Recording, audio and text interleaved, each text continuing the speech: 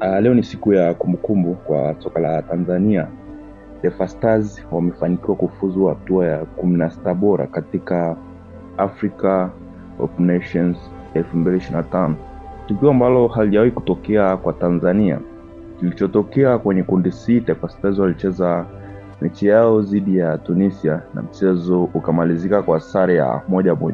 Katika mchezo huo Tunisia waliweza kupata goli la kwanza kwa penalty kabla ya mapumziko. Baada ya mapumziko, Faisal Salum alifungia Tanzania goli la kusawazisha. Hii ikapelekea Tanzania kumaliza kwa sare ya 1-1, wakafikisha pointi 2 na jumla ya mabao 3. Tanzania walikusanya pointi 2 tu kwenye group C, na hizi pointi alizipata kwa sare dhidi ya Uganda na sare dhidi ya Tunisia.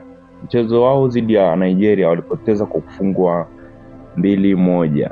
Baada ya kufuzu hatua ya 16 bora, Taifa Stars watacheza dhidi ya timu wenyeji wa mashindano Morocco. Mchezo utachezwa tarehe 4 Januari 2026. Mchezo huu huenda ukaweka historia kubwa zaidi.